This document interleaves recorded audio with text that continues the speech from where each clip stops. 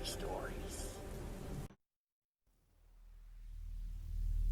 So, I've just gotten out of a pretty significant relationship with someone of 4 years, nearly engaged, and moving in together, etc. When things fell apart, I took a good amount of time to be on my own and get my shit together again. When my friends began encouraging me to get back out there, needless to say, I really wasn't wanting anything at that point, nor looking for anything, but they insisted that I at least just go out on a few casual dates for practice, just to kind of get my skills back up for when I was ready. I think they were honestly just worried because I had become quite hermetic. So I matched with this girl who's home from college for the summer. She's a little out of the way from me, but was eager to meet, seemed really interesting, was even willing to come to my area, etc. I really wasn't all that interested, to be truthful, but my friends again encouraged this, practice, whatever the fuck that means. A date doesn't mean commitment, whatever. I want to be clear though, that I was extremely honest and explicit with her that I was not looking for anything serious or anything really at all. I was very forthcoming that I had gotten out of something serious and I was just kind of encouraged to explore. She persisted and still wanted to meet, so we agreed to a casual lunch in a sports bar that week. I get there, and she was already waiting for me. I was a bit put off by how much different she looked than her pictures. Not trying to sound shallow or anything, but her pics from Tinder easily had to be at least 5 years old, which I verified based on tattoos she had in person versus ones she didn't in pics. So I was a bit thrown off by that. I wasn't the least bit attracted to her, but I was there to just have new experiences anyway, right? No big deal. I felt bad because the entire time she seemed so incredibly shy and awkward. I even noticed her hand shaking when she reached for her glasses, which I found endearing, honestly. So I did my best to get her talking and try to help her feel more relaxed. I asked her questions and chatted about things I figured you chat about on dates. Where she grew up, music she's into, school she goes to, major, etc. All to which I literally received one-word answers. It went on like this for about an hour, and she was just not working with me at all. But I tried to keep room in my heart because it was clear she was feeling anxious, and I understood that on a personal level. Then she pulls out this book and says, "I got this for you." And I responded very grateful, thanking her and inquiring what it was about. 'Cause hey, if someone wants to share a good read with me, I'm all for that. She looks at me funny and says in a very sudden but odd tone, "You're kidding, right?" I'm very confused and just kind of look at her like, "Huh?" And she says, "This is your favorite book. You told me this was your favorite book." To which I said, no? I've never even heard of this before." So we concluded that she ultimately got me confused with someone else she must have been chatting with, which I honestly found hilarious. She was embarrassed, but I made light of it and said, "I found it funny, 'cause I get it. That's Tinder culture, I guess." So as we finished lunch, and I'm still receiving one-word answers despite our funny moment, I kind of become a bit suggestive that we should conclude our date by saying I had to get back to feed my animals and do some laundries, etc. But she became very adamant on spending more time and asked if we could go do something else. I was genuinely trying to be a decent person, so I agreed, and we found a nearby park to walk. That's where shit gets weird. We sit on a park bench. Mind you, it's broad daylight. There's kids playing basketball nearby, folks jogging by. I start trying to make conversation yet again, but still get the one-word answers. Then, out of seemingly nowhere, without any warning whatsoever, she proceeds to just kiss me really aggressively, tongue and everything. I was honestly just so shocked I stood there frozen, not knowing what the fuck to do. I had this timid, shy woman who's really not made conversation with me at all, who was so nervous she visibly was shaking, just turned into a frickin' bear mauling my face in like 6 seconds.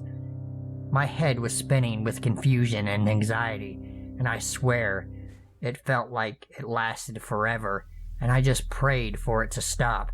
I was so put off and honestly a bit afraid to do or say anything. Like, what do you even do in this situation?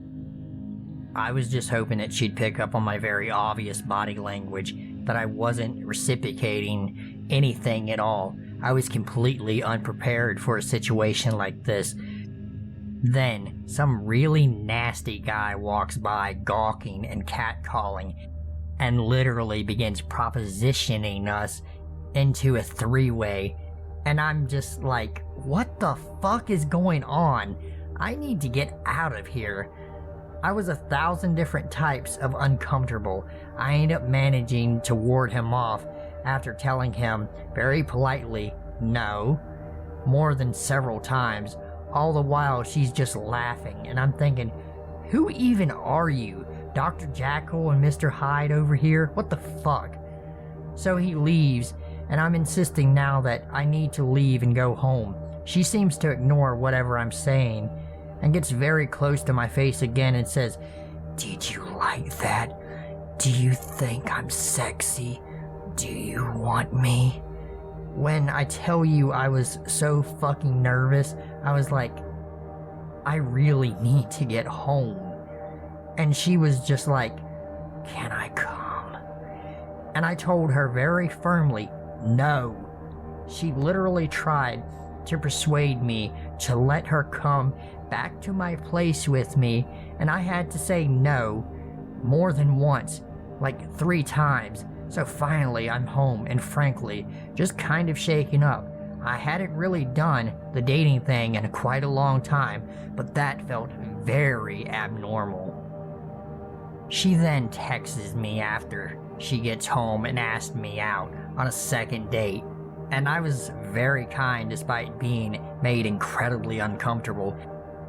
And I told her that I thought that she was a very cool chick and I had a nice time.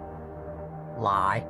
But that I did not feel anything there, and reminded her I wasn't looking for anything. She then text bombed me a bunch of crazy shit, saying how she didn't understand and was so confused, that she thought I was so into her and that things went great. I did not respond to any of these because now she's continuing to cross my boundaries. I said what I needed to say, and I thought I was being decent by at least being honest. So the text continued, and I figured they were going to stop eventually because it was a first date. How can someone be so upset over someone not reciprocating on a first date? They did not stop. By reading the text, you would have probably thought that we just ended a 2-year relationship. Then she began calling, at which point I had to block her number. So nightmare Tinder girl, please, for the love of everything, let's never, ever meet again.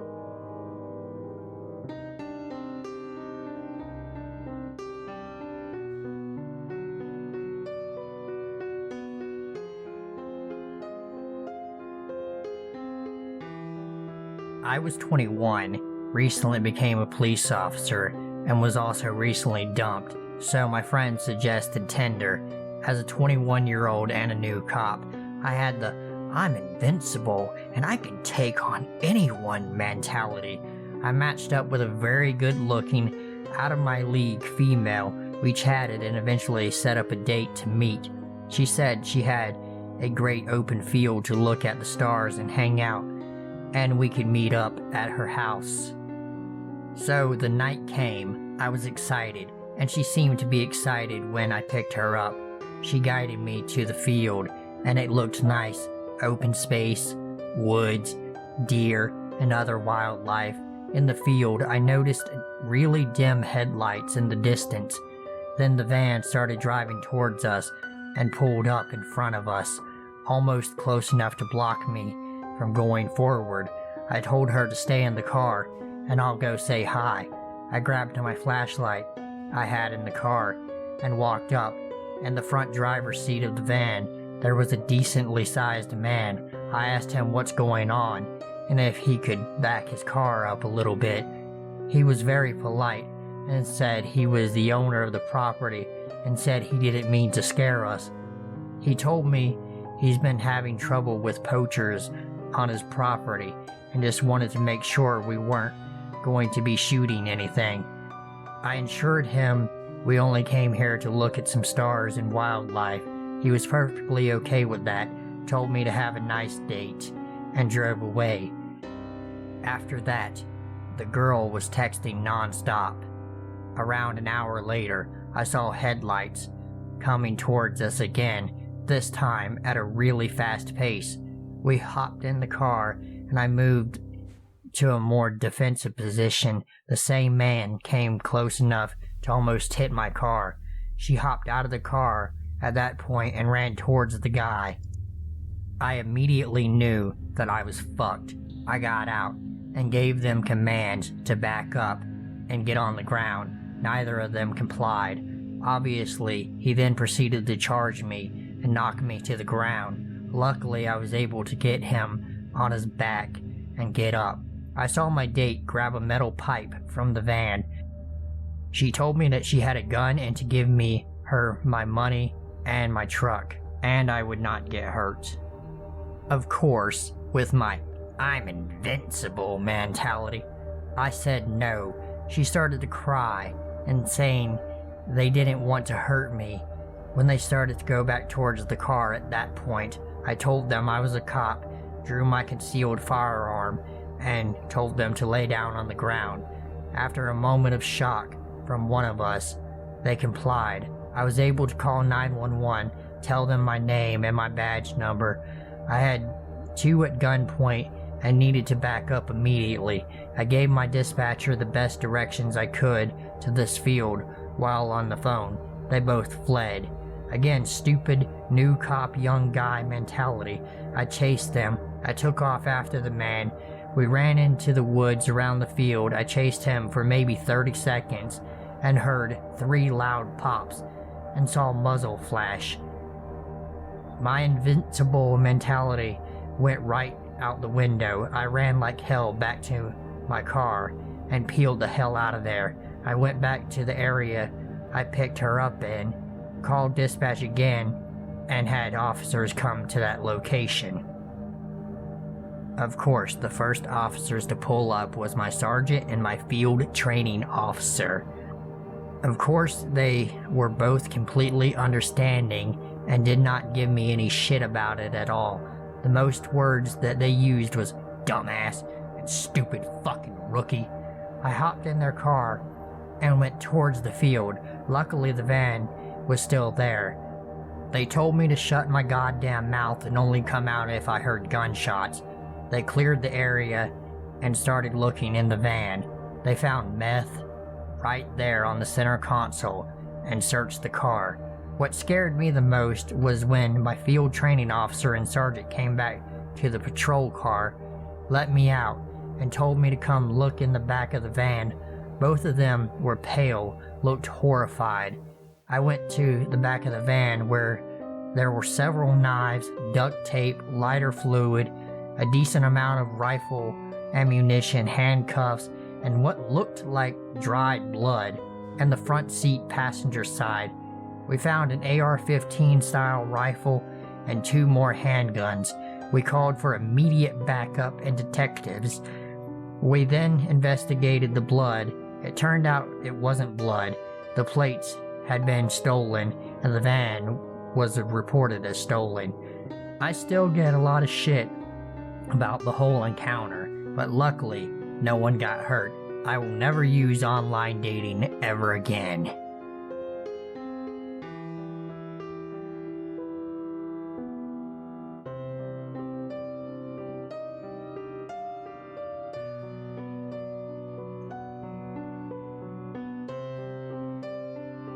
This was 3 years ago, and I started college down the country. I was 18 and on Tinder. I never actually met anyone off of it, but I would just swipe through guys just to be nosy and see who was on it. I was swiping right on some, and about an hour after, got a message off this guy, who, according to his account, was about 20 kilometers away. We made some small talk. It was awkward, and I stopped replying. A day later, I got a friend request off of him on Facebook. Mind you, I have a common enough name, so it would have took ages for him to have found me. We have no mutual friends, and my Tinder photos is not on my Facebook account. The only thing I had on it was the university I was attending, so maybe that's how he found me, but I don't know. I then quickly got a follow request on Instagram, and he somehow found my Snapchat username. I don't have it on my social media, and it is a variation of my full name with extra added in vowels and an underscore. I was freaking out at this point. I messaged him asking him how he found out my full name, and he just replied with, "I think we have a connection. I really want to get to know you better." I unmatched him, deleted my Tinder, and blocked the accounts he tried to add me on all social media. After that, it was quiet for a few months. I was staying in digs and was knuckling down as I had a lot of assignments from the get-go. This was towards the end of November. I had no assignments due for 2 weeks, so I decided to go out with some friends. One of my friends stayed in student accommodation, and the other was commuting, so she was staying with the other friend. I decided to walk back to my digs, as my landlady would probably freak out if I wasn't home that morning, and I really wish I got a taxi instead. My walk back was about 15 minutes from the local nightclub where we were at. It was about 3 a.m. at this point. I was at the front door of the house opening up. The door was annoying as it had been 2 different locks, and I had to pull the handle towards myself to open it up. It's also tough when you're tipsy and trying not to wake up the family you're staying with. Anyway, as I finally unlock the door, a dark car pulls into the housing estate I'm staying in. It's quite big and has a big green area in the middle for children or people to play with their dogs. The car comes towards me, so I quickly get inside and lock the door. The car pulls into the driveway of the house I'm staying in and just sits there with the full headlights on. I'm there shaking and too afraid to move from crouched below the door, as there's frosted glass about halfway up. As I get the courage to go upstairs to look out my bedroom window to see who it is, the car pulls out of the driveway and speeds away. A few days later, I get a new friend request off the creepy Tinder guy on my new Facebook profile, as there was no photos on this account, just the same name, blocked. It was enough that it caused me to transfer universities the following year. Thankfully, I haven't heard anything since. I don't know if it was just bad timing or if it was that creepy guy on Tinder that sat in the driveway, but it was petrifying. If you take anything from this, be careful who you let in your social media or dating apps and what information you have up. This is possibly one of the weirdest things to ever happen to me, and a throwaway seems like a good idea when telling it. I just moved to London, and being a bit lonely and wanting to get into the dating scene, I tried doing the whole OkCupid thing. It was alright, and I honestly wasn't too active on it. I check on my account a few times a week and message some profiles of girls that I thought were pretty. 95% of the time my messages would go unanswered. I'd guessed it was mostly because many of my messages in retrospect were pretty uncreative and dry. One day, I was messing around looking through various profiles when I saw an extremely attractive girl and decided I had to message her. In my opinion, she was a perfect 10, not just the fact that she was a gorgeous blonde, but we liked a lot of the same music and movies, and well, I could actually send her a decent email because of all of the things we had in common. I also need to reiterate that most of her pictures were of her smoking, which definitely clouded my judgment. I should also mention that I'm a former military and Afghan veteran, so nothing really scares me. Almost immediately after pressing send, she responded. We messaged each other through the OkCupid messenger service for about a week, and I got to learn a lot about her. Her name was Aoife, and she was from Belfast. She told me she had a daughter named Rosen, which didn't really bother me, and had a very long, complicated story about how she grew up a Catholic in Northern Ireland during the Troubles and was an orphan at a young age. She seemed really driven and had such an amazing story. I had so many questions, and in all reality, a lot of respect for her. So it was really easy to keep talking to her. Within about another week, we started talking on the phone, and then sometimes on Skype. She'd never do an actual video chat, which at the time I didn't think was too weird, but she'd send me pictures of her and her daughter, friends, etc. For the most part, this whole thing seemed legit. The stories she had were pretty detailed, and she was talking about stuff that I really didn't know a lot about, and honestly couldn't comprehend. Then there were parts of the story that seemed to get kinda weird and didn't add up. At first, she told me she was a hairstylist at some swank place in central London. I don't really frequent Central a lot, so okay, no biggie. I just met her online. I wasn't going to head into Central to stalk her at work. Then she said that she owned a bar in Camden called the Lock Tavern, which I looked up on the internet and is a real place, and managed it on weekends. She had detailed stories about the bouncers and regulars, etc. This didn't seem to make a lot of sense, but okay. I mean, I guess you could do both jobs and be a full-time mom. It seemed odd, but she seemed driven, and she also seemed really hot, so who was I to judge? Again, I wasn't going to be super creeper and pop down there. I just took her word for it. She also said she lived in a really nice penthouse near Covent Garden, which, if anyone knows the London real estate market, didn't seem plausible on a hairdresser barmaid's wages. She explained this by saying that she had fallen into some money after the Troubles. It seems kind of far-fetched, but again, without actually meeting her, who am I to judge? I started to notice some other weird things. She'd send me pictures, and in some of them, certain tattoos were present, and some they weren't. I figured she was just sending old pictures, but I remember that is what started to tip me off, that things were fishy to say the least.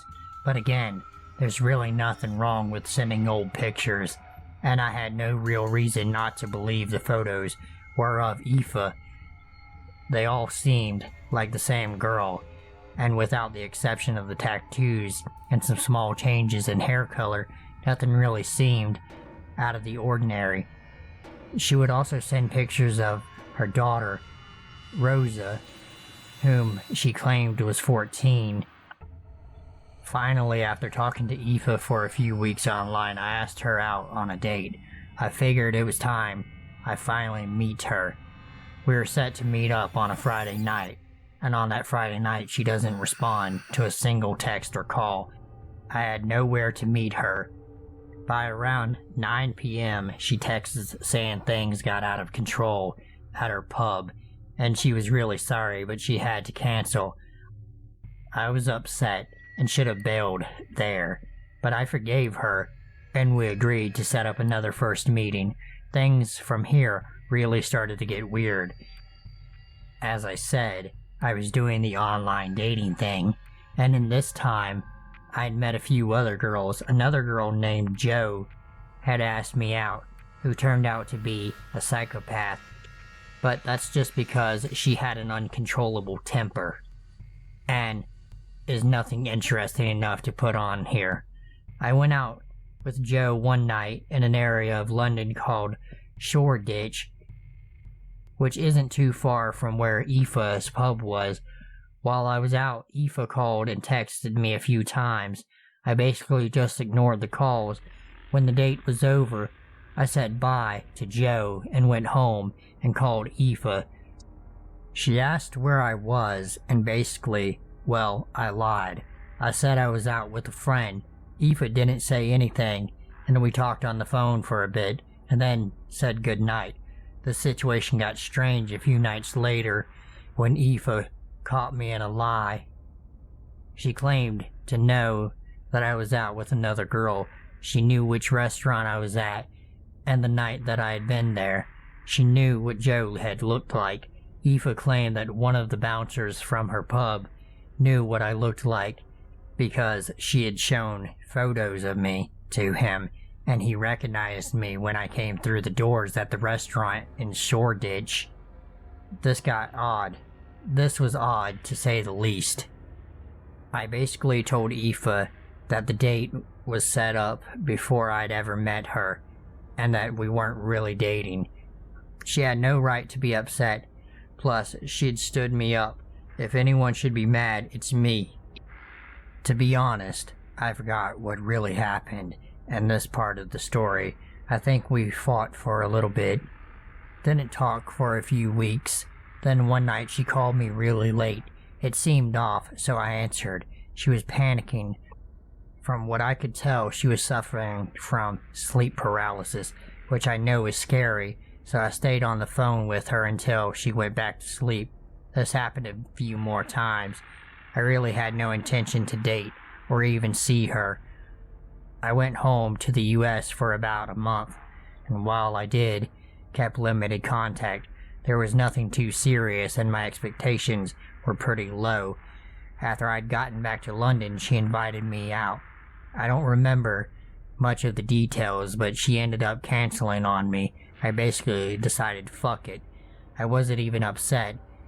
We had texted a little bit, but the communications really started to die down. I really didn't think much about it, and went on with my life. Then one night, I entered the Twilight Zone. One day, I was in the King's Cross, St. Pancras area with a friend of mine from the States. He had to make a meeting nearby, so I was by myself in the area. That's when I got a text from Aoife. She asked me if I wanted to meet up, and I figured, hell, might as well finally meet this girl. I was in the same area of town, 2 stops away, and I didn't see any harm in it. She told me to meet her up in Camden, and she'd be in the Weatherspoons pub at noon. It wasn't a date, and at this point, I was really curious as to who she was. I'd literally spent hours talking and texting to this girl, so I don't know Camden that well, and I'm getting texts from her on the way up. As I'm trying to find the Weatherspoons, she's telling me she's at work and in the process of selling her share in the bar, but she's on her way. Another friend of hers is at the bar, but he's a great guy. You'll like him again. I was already there, might as well meet her friend. Then I meet Reese.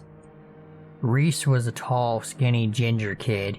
He was about 21 and had a thick Irish accent.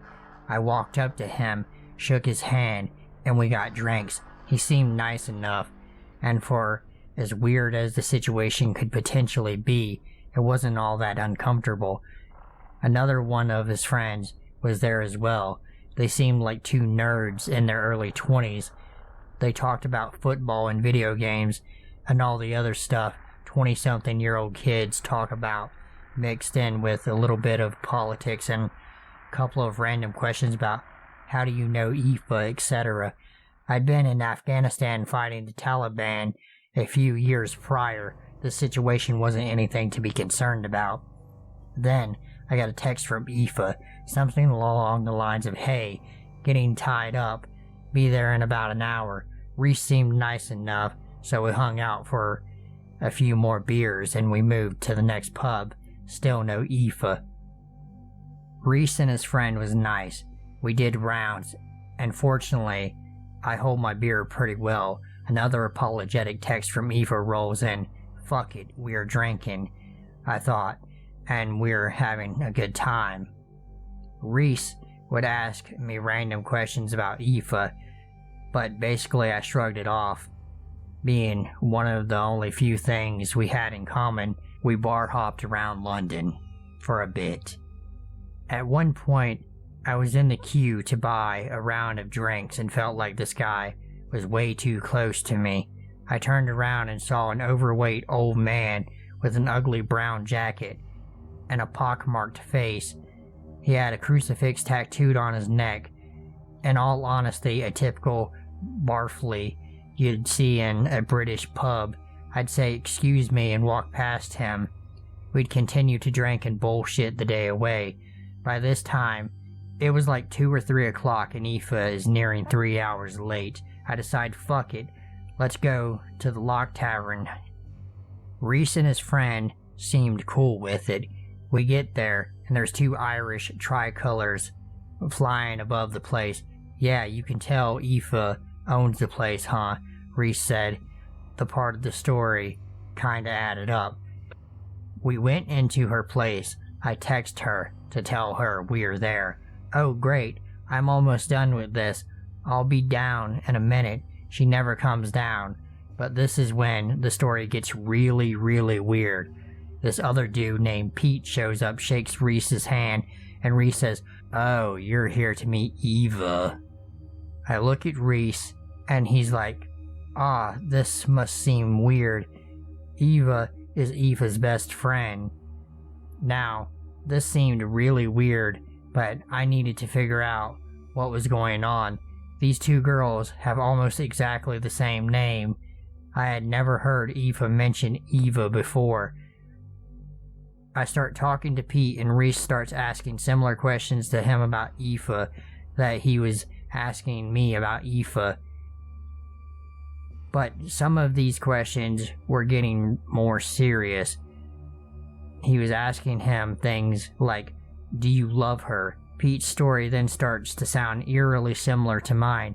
Pete meets Eva online. She's from Northern Ireland, has a daughter named Rosa. In his version, she's 12. He'd tried to meet up with her a few times, but it fell through. He was invited last minute to hang out today. "Oh shit, this is weird," is all I could think. Something wasn't right. At this point, I knew that someone was getting played, probably me, and I was in some kind of game, but I needed to figure out what exactly was going on. Pete and I started to figure out things right about the same time. Right in front of Reese, who stuck his guns on the story remarkably well. They both have similar names. They both have daughters that are around the same age, with a really common Irish name. I'm not buying it, neither is Pete. I decide that the pub we are in might not be friendly territory, and I don't want to get shanghaied in Camden. So I suggest we leave. Aoife sends me a text saying she's almost on her way down. Great, I said. Meets up with us in the street at some other pub. Pete and I start walking out. On the way out, I ask the bartender, "Hey, is Aoife working today?" He responds, "No, mate. Aoife hasn't worked here in 3 years." At this point, I know something really, really creepy is going on. We head to the next pub. I've got a good buzz going on, but I know I need to sober the fuck up fast. I think Pete might be a victim in this game too, but he might not be. He for sure can't be trusted. Reese and his buddy are suspect as well, but I don't have any proof yet, and my curiosity is keeping me there. We walk into another pub. Reese's friend says something to Reese, and I don't hear it. Neither does Pete. Reese loses it. He yells at his friend, and his friend basically says, "Fuck you, I'm out," and takes off. Pete and I are still trying to put things together. I find a table on an outdoor deck. It's quiet. I can think, and I can piece this together. It's amazing how fast you can sober up when you think you are in trouble. I ask Pete if he has any pictures of Eva, and Pete pulls out his phone. He shows me a picture that I'd seen before. "Wait, that's Rosa, Aoife's daughter." "No, mate, that's Aoife," Pete replies. This is making no sense. I'd been sent the same pictures of the same girl and been told it was Aoife's 14-year-old daughter. I showed Pete pictures that I had of Aoife. He claimed he'd never seen the girl in the photos before. Reese was sticking to the story that I had pictures of Aoife and Pete had pictures of Aoife, and that he wasn't sure why I thought the pic of Rosa.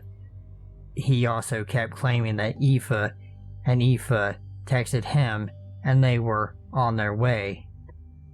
That's when it dawned on me. I simply looked at Pete and asked him, "What number do you have in your phone for Eva?" Pete reads the number on his phone, and it turns out being the exact same number I had for Aoife in my phone. If all the other clues hadn't added up, this one sent it over the edge.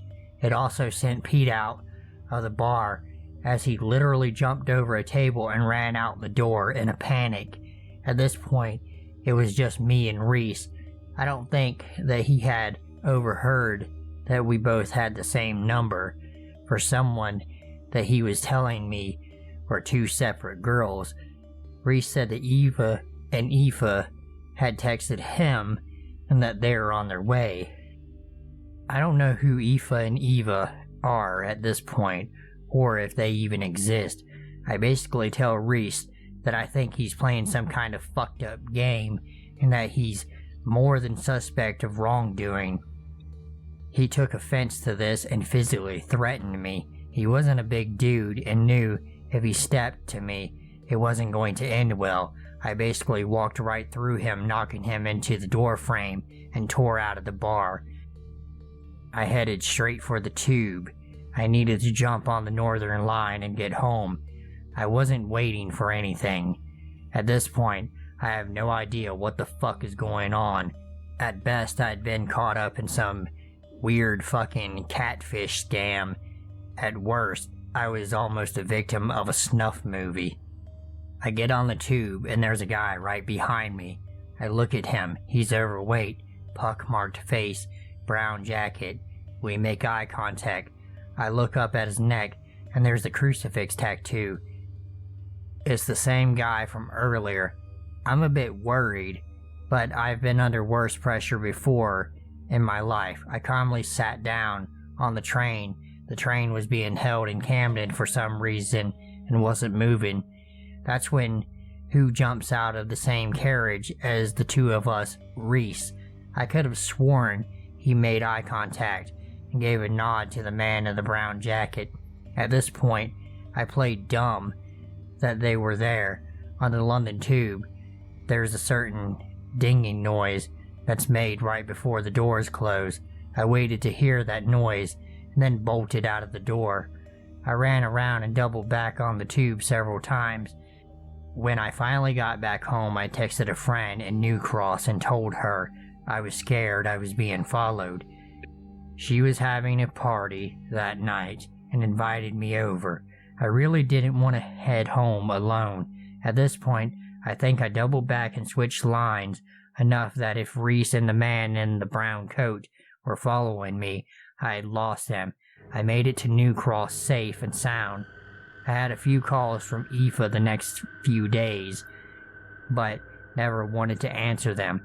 She also sent a few texts saying we needed to talk. Eventually, she stopped calling and texting altogether. I have a few theories on the whole issue. One of my friends thinks that Reese and Aoife are the same person. I wouldn't rule it out, but the person I talked to on the phone definitely sounded like a woman.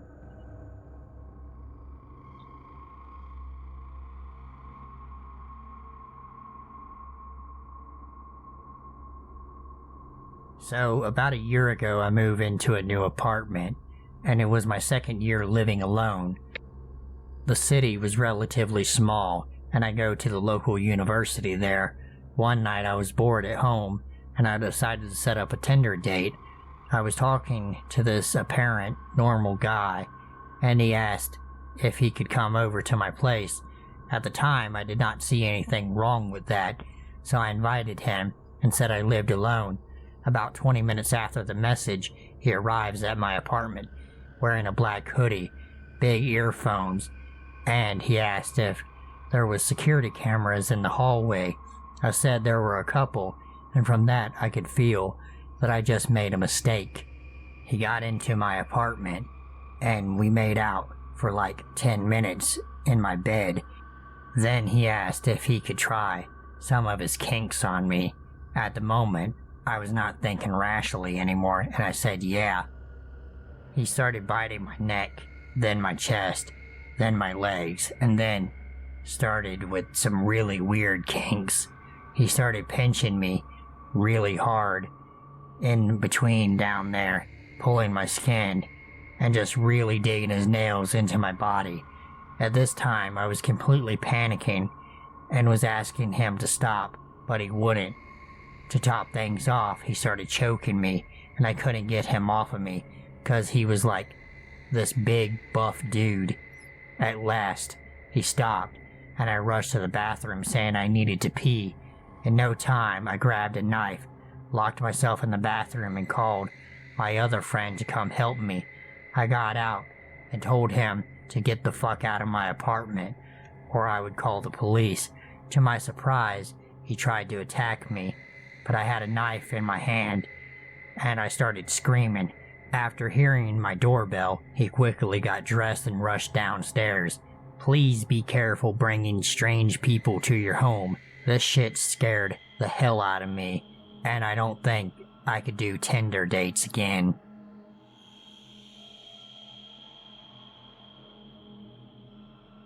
If you are new, go ahead and hit the like button and subscribe to my channel, as it really helps me out. And if you are already subscribed, welcome back and thank you for subscribing.